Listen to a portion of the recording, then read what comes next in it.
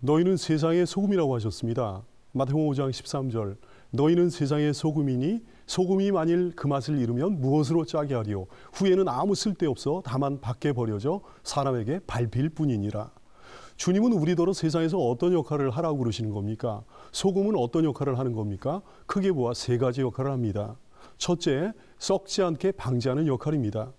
여러분, 우리는 어디에서 뭘 하든지 성실하게, 정직하게 최선을 다해서 살아야 됩니다. 그것이 바로 소금의 삶입니다. 세상 모든 사람들이 다 정직하게, 성실하게 최선을 다해서 산다고 한다면 주님은 우리더러 세상의 소금이라고 말씀하시지 않았을 겁니다. 천만의 말씀, 세상 사람들은 그렇지 못합니다. 그들은 겉모습이나 말하는 것에 비해서 별로 의롭지 않습니다. 그것이 주님의 말씀입니다. 우선 마음이 부패했습니다. 별 죄책감도 없이 죄를 범하고요. 삶은 음란합니다. 겉다르고 속다른 경우가 얼마나 많은지요. 밤낮 다른 사람들 비판하고 정치인들 비판하고 굉장히 의로운 것 같지만 그 속은 그렇지 못합니다.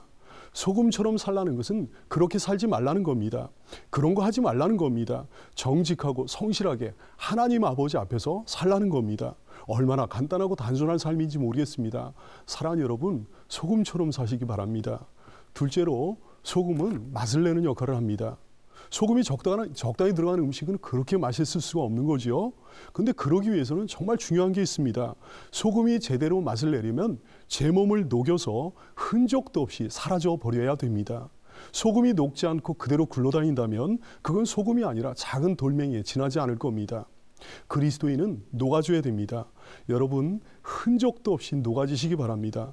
녹아져서 자기 주변에 맛을 내는 그리스도인들 되시기 바랍니다. 가정에, 직장에, 동네에 맛을 내시기 바랍니다. 여러분이 끼어드시면 평화로워지고 행복해지는 역사가 일어날 수 있기를 바랍니다. 웃음꽃이 피고요, 사랑이 싹트고요, 정이 넘쳤으면 좋겠습니다. 어떤 신자들은 왜 쓸모없는 소금이 돼버리고 마는 걸까요? 녹지 않았기 때문입니다. 어떤 사람은 도무지 녹질 않습니다. 강합니다. 단단합니다. 강팍하고 뭐가 나 있습니다. 예의가 없습니다. 배려가 없습니다. 날카롭고요. 동화되지 않습니다. 융화되지 않습니다. 섞이질 않습니다. 그리스도인은 부드럽게 마음을 녹여야 됩니다. 주님 앞에서나 사람 앞에서나. 자기를 녹인 사람들의 특징이 뭡니까? 그 인간관계 속에서 잘 융화되는 거죠. 공동체 속에서 잘 동화됩니다. 다른 사람들과 잘 융합됩니다. 양보합니다. 희생합니다. 섬겨줍니다. 그래서 부드럽게 녹아져가지고 주변을 평화롭게 해줍니다. 분위기를 좋게 해주고요. 사랑하는 여러분, 잘 녹아져서 맛을 내는 소금처럼 사시기 바랍니다. 셋째로, 소금은 그걸 섭취한 사람에게 갈증을 불러일으킵니다. 진짜 신자를 만난 불신자는요, 한결같이 영적 갈증을 느끼게끔 돼 있습니다.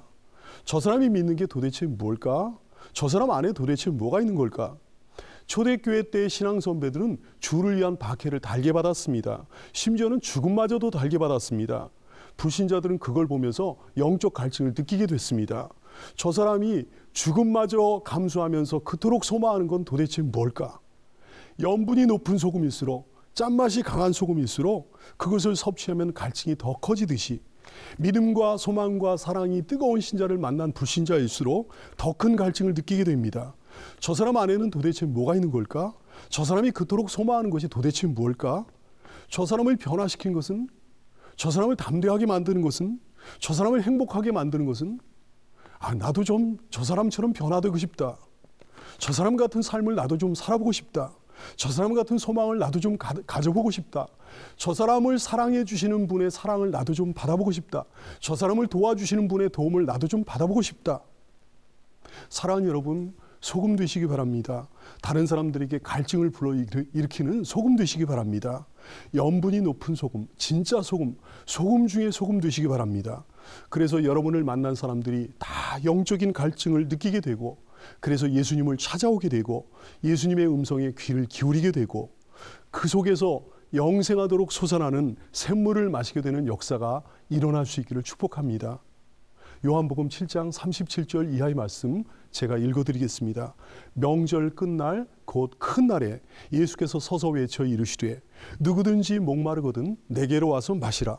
나를 믿는 자는 성경의 이름과 같이 그 배에서 생수의 강이 흘러나리라. 아멘.